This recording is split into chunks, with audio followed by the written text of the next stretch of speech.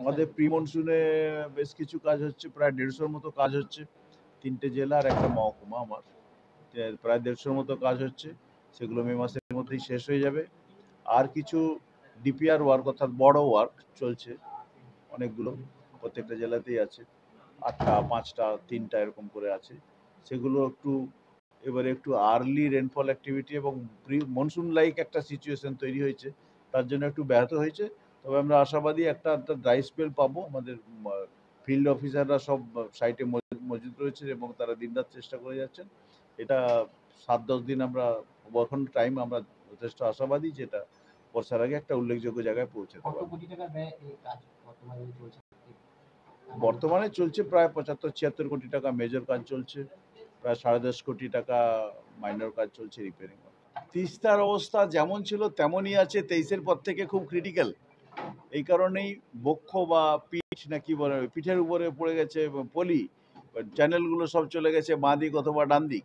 কখনো ডান দিকে গেছে যেমন লালটং বা সালুগাড়ার দিকটা, কখনো বাঁ দিকে গেছে যেমন চাংমারি, আবার একটু ডাউনে গিয়ে বাঁ দিকে গেছে ওখানে হেলাপাকড়ি বাকালি, এরকম অবস্থায়। সুতরাং আমাদের বেগ দেবে, আমরা বিভিন্ন কাজ টেক আপ করেছি। কোথাও রেজিং করতে হবে, কোথাও স্পারের নোজগুলো মাথাগুলো উড়ে চলে গেছিলো, সেটা আমরা রেস্টোর করছি দিয়ে যথেষ্ট আশাবাদী। কিন্তু ড্রেজিং এর যে একটা বড় ইস্যু ছিল সেটা তো এখনো কিছু করা যায়নি। এমটিডিসিএলকে আমরা দিয়েছি, ডিপার্টমেন্ট দিয়েছে, তবে এখনো কাজ শুরু হয়নি।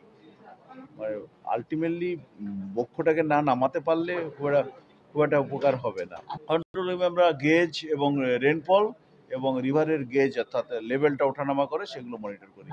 এছাড়াও আমরা সিকিমে 28টা প্রায় 30টা রেন গেজ আছে, ডুয়ার্সে আইএমডি 60টা রেন গেজ আছে, আমাদের নিজেদের 10টা রেন গেজ আছে, 15টা লেভেল রেকর্ডার আছে। সেগুলো আমরা প্রত্যেকদিন মনিটর করব, সে অনুযায়ী আমরা অ্যাকশন নেব এবং নির্দেশ পাঠাবো এবং এগুলো আমরা জেলা প্রশাসনের সঙ্গে নিবিড় যোগাযোগ রাখবো এবং আমাদের যে হেডকোয়ার্টার अर्थात जल संपद भवन या डिपार्टमेंट के सामने फ्लड फोरकास्टिंग का अभी काम चल रहा है। तो हम लोग जो है यहाँ के जो वाटर रिसोर्सेज डिपार्टमेंट के साथ CWC का हम लोग का डेटा एक्सचेंज होता है। बहुत सारा डेटाज हम लोग देते हैं यहाँ पर वाटर रिसोर्सेज में, और जिससे फ्लड फोरकास्ट होता है, इससे बहुत ज़्यादा डिज़ास्टर्स मैनेजमेंट में हम लोग को काम आ जाएगा इस चीज़। तो उसी से रिलेटेड मीटिंग था, जो चीज़ें कुछ प्रॉब्लम्स आती है साइट्स में, तो उसको सॉल्व करने के लिए, और सारा मीटिंग अच्छा रहा, सक्सेसफुल रहा।